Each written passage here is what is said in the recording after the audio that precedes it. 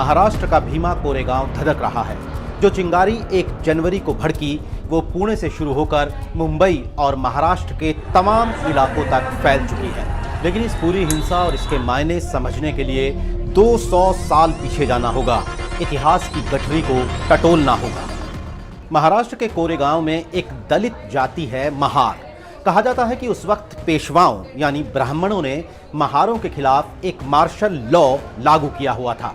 इस अत्याचारी कानून के मुताबिक महारों को कमर में झाड़ू और गले में मटका बांधने का आदेश था। झाड़ू इसलिए ताकि चलते वक्त उनके कदमों के निशान खुद ब खुद मिटते चले जाएं, और मटका या कोई दूसरा बर्तन इसलिए ताकि उनका थूक तक जमीन पर ना गिरे। उस जमाने में यूं भी पूरे देश में दलितों के साथ बेहद बुरा बर्ताव आम बात थी। उन दिनों अंग्रेजी हुकूमत हिंदुस्तान के तमाम हिस्सों में पांव पसार रही थी।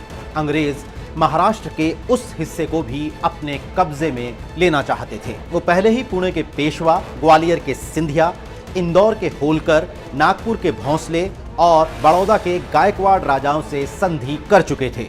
अब उनका मकसद बाजीराव द्वितीय को काबू करना था। अंग्रेजों को महारों की शक्ल में वो सैनिक भी मिल गए जो पेशवाओं या कहें कि मराठों से पूरी तरह लोहा लेने को तैयार थे। युद्ध का वो दिन भी आ गया।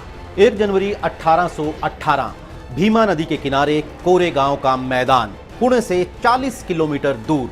बाजीराव ने तय किया कि पुणे पर हमला करने के लिए 5000 सैनिक भेजे जाएंगे।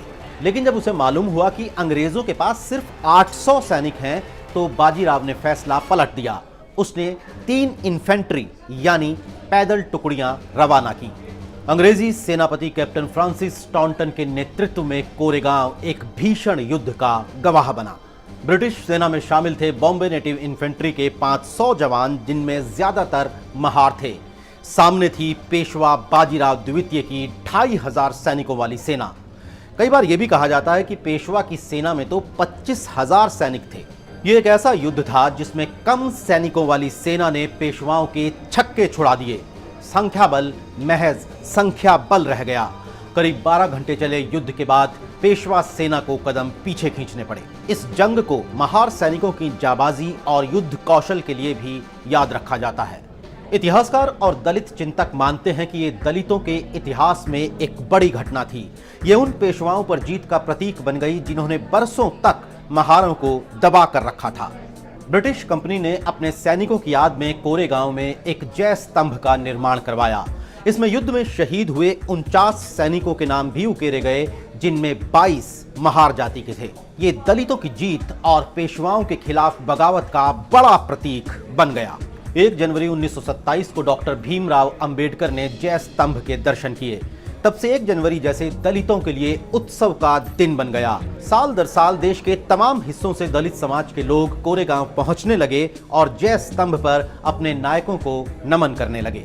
कहा जाता है कि कुछ साल पहले भारतीय सेना की पूना हॉर्स रेजिमेंट ने 1965 और 1971 में शहीद हुए जवानों के नाम की पट्टी यानी रोल ऑफ ऑनर भी इस स्तंभ पर लगा दिए थे।